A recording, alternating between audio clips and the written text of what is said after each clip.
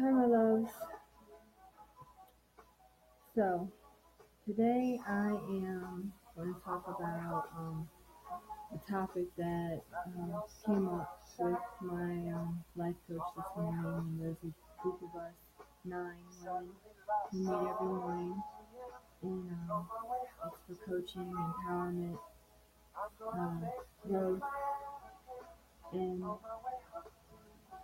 we talked about speaking our truth. Because when we deny our truth, um, that's usually the reason why we have blocks in life and progress. And I had an awakening, I guess, about one thing in my life that what's been said and mentioned that I'm a low talker and my voice isn't clear, and even spiritually that they see like a hand over my throat chakras and I'm muffled. And I actually experienced like sore throats and a lot of dry cough and unable to speak, things like I need to clear my throat. And one of the things that happened to me, an experience I had been through that I felt shame for, and so I never really talk about it, especially about how it made me feel. In 1999, I got married for the second time, and we went to the Outer Banks for our honeymoon. And when we came back, it was a Saturday morning, I'm sorry. And I hired a nice little ride, and being at the beach, my body was tired. Well, about 7:30 that night, I get a call from my job, wondering where I was, because apparently I had messed up with the schedule. I thought I had to work on Sunday night, but it was actually Saturday into Sunday. So they gave me the option to take a call out, or I could come in at 11:30 that night and do an 8-hour shift. That's what I opted to do. So it gave me a minute to rest for about an hour or so, and then I went to work. Now, one thing about me is when I go to sleep, when I would come home from work, short of someone shaking me, I did not wake up. Now, I was known to answer the phone and have conversations with people and never remember them. But short of, you come in and physically waking me up, I did not wake up.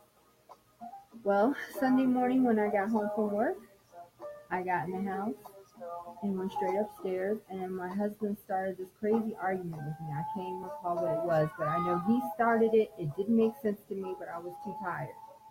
And I was just like, whatever. And he's like, well, I'm leaving. And I said, well, where are you going? He goes, I'm going to take my grandmother to church.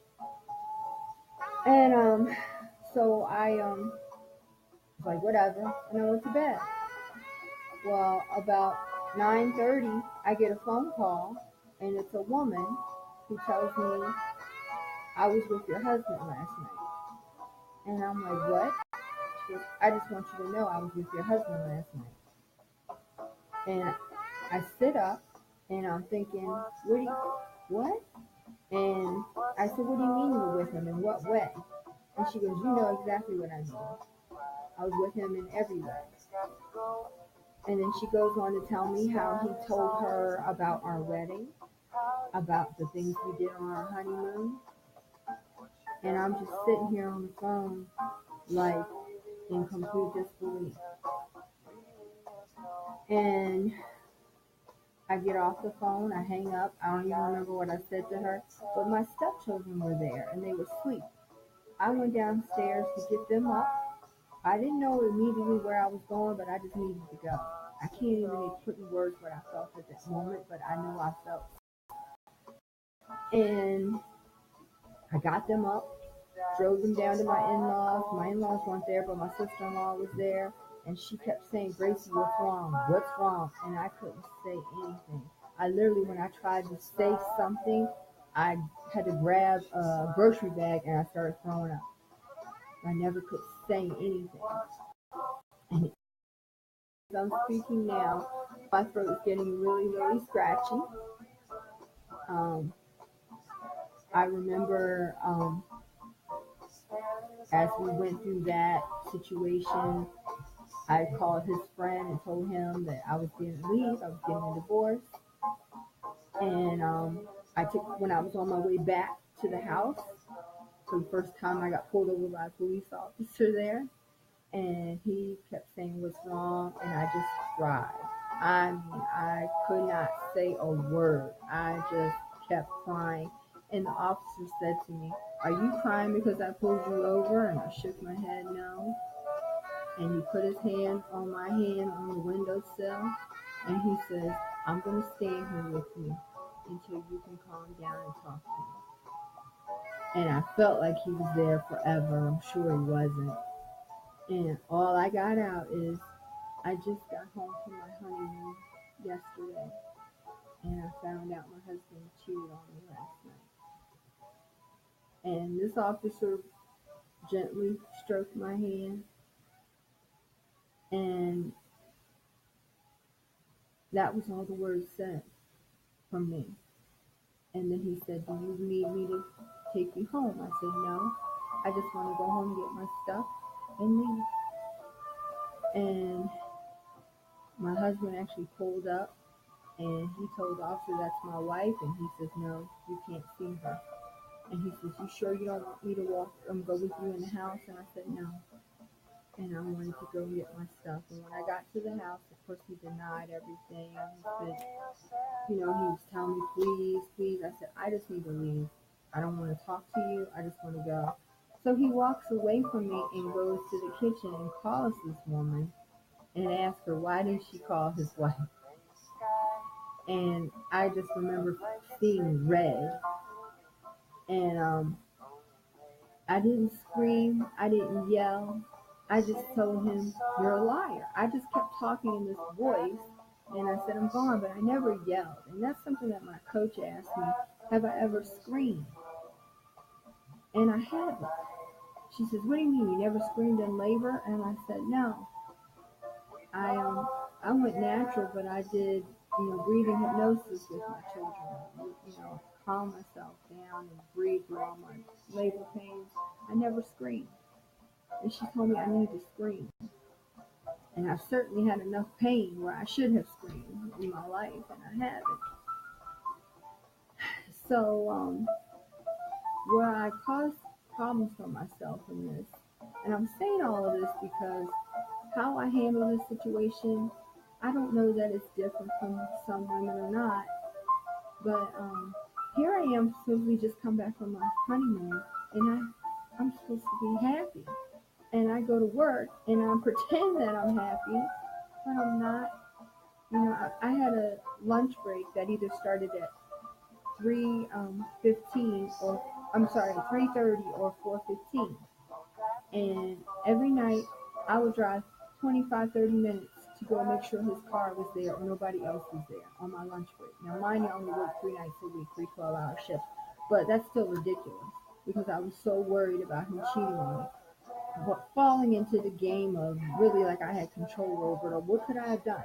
If he's going to do something, he's going to do something, which he did for years to come. Many women in my life. And what happened shortly after this? I had a stroke. Well, actually, let me backtrack because first thing I had was I woke up in pain one day, all over my body. I couldn't even walk. Went to the doctor, and the doctor tells me I have fibromyalgia. There's 18 points that define fibromyalgia, and I had 15 of the 18, which later turned into 18 of the 18. I did that to myself, and that's how disease works. We allow it to make us sick and bring forth physical symptoms. But apparently that wasn't enough for me because one night in 2001, years have gone, and I'm still miserable. I'm still not trusting, but I'm feeling, oh, you know what? I still have not told anyone what happened on my return from my honeymoon. No one who could have been supporting me knew. Not a counselor, not a friend, not a parent, not a sibling. No one knew. I could not fix my mouth to say what had happened to me. And I shouldn't even say what happened to me. I should just say what I had experienced. And next thing you know, I had a stroke. I had right side paralysis for about 18 months. I couldn't speak. Um, when I could speak, I couldn't form words correctly. As I got better, I still had issues with memory, like the words that I want to say. Like I would say to the kids, go put something in the microwave, and it would come out television, and that went on for a long time. I hurt a whole lot, and talking years of pain that I think I blame myself for being in that situation. Somehow or another, I think it was my fault, and I certainly blame myself for staying. I also blame myself because I put my children in that situation, and not that they weren't physically or any danger, but they watched their mother hurt and deteriorate right before their eyes. It wasn't until years later that my daughter told me that I had changed, and they didn't even know why. I used to do a lot of things with my kids, and I hurt so much. And it took a long time for me to get to where I could function, and the pain was always still there. And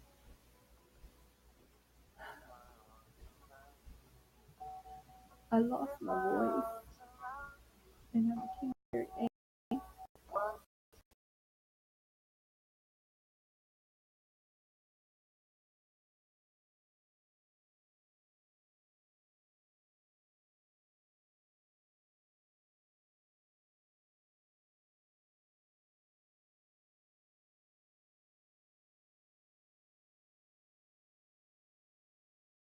I didn't realize how it impacted me long. And as a teenager, I was a very open, outspoken person. And my first marriage was abusive and controlling, so I lost my voice. I got married very young, I was only 17, and we moved on the other side of the country. And I lost my voice then. And then this happened, and I allowed myself to be stifled again out of embarrassment. Why did I take on the embarrassment of what he did to me, or what he did, and as if it was a reflection of me? And I had so much shame and embarrassment. And here it's been years, 18 years later, and it still hurts. And I want to share with you that you don't have to lose your voice, because I didn't know that I would end up not being all that I can be and releasing this. And even now, I feel it. I mean, it was described to me, it was like something was holding my throat. That is what I feel, even to the point sometimes that I'm choking, I'm coughing, because I feel like something is choking me. And I'm taking the first step to release my truth. And I know this isn't going to happen overnight, but I have to progress to that I didn't deserve that, nor did I ask for it, nor am I responsible for it. And I have nothing to be ashamed of. It is real pain that I really experienced. And any woman who has been hurt in that manner, I want you to understand.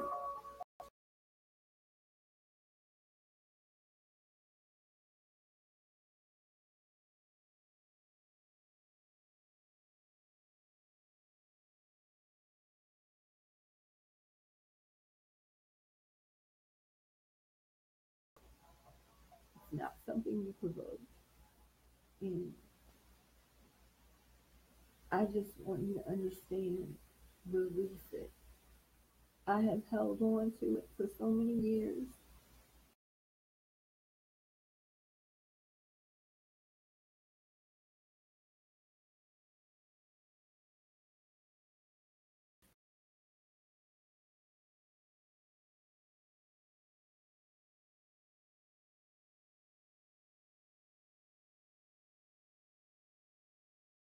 Just for,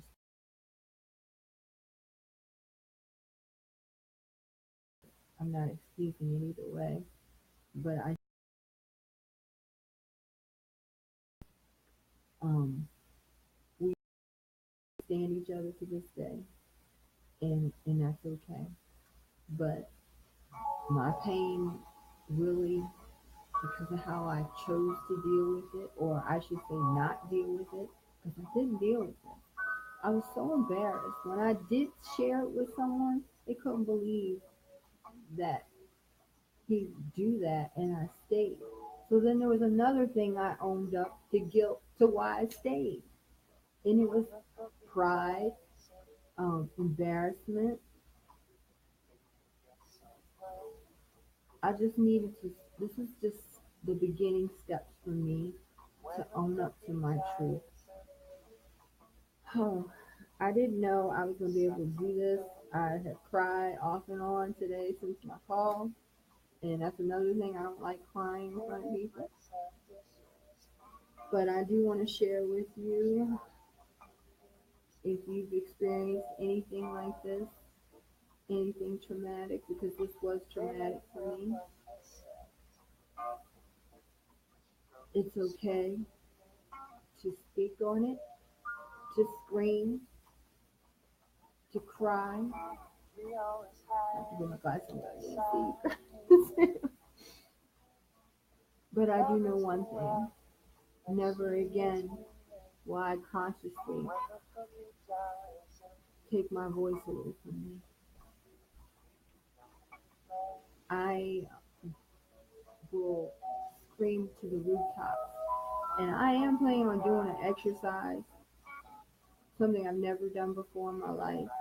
But I'm going to go somewhere outside in the woods or the park or somewhere very soon and just scream. I've never screamed before, probably not since a child.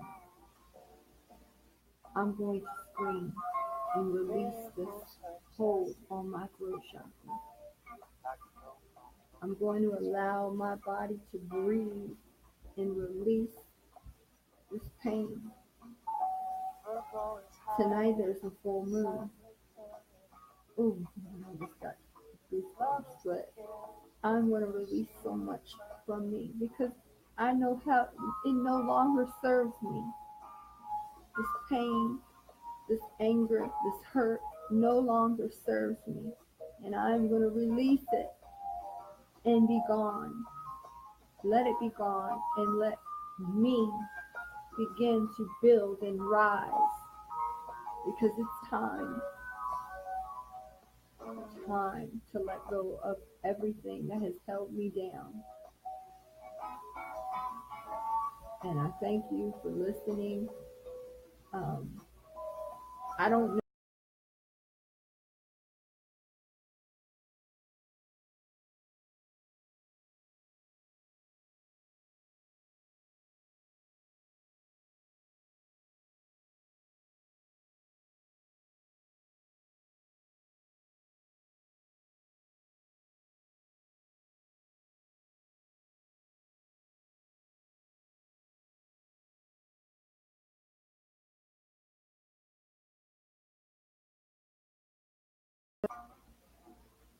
If anyone has, if anybody's gone through this experience, if you're going through it or has been through it, all I want to say to you is you're not a victim. You don't have to be a victim. And it was their, it's an experience that you had to go through with that person. And you hold the power to release it and let it go. Let it go. It is not worth it. And yes, you're going to cry, and yes, you're going to hurt, and that's okay too because it's a death. It's a death experience. experience, basically. And we have to grieve it. And it's okay. So I'm going to wrap it up with that. It's just that we're stronger than what we ever believed. I had no idea I had strength in me. And I want you to know that if nobody told you today you are loved, and you can follow me here on Be Your Best You. And I would like you to comment anything if I've helped you, or if you want to share your experiences, just for you to let me do so. I love you, and be blessed. And you are more powerful than you ever realized. Love you.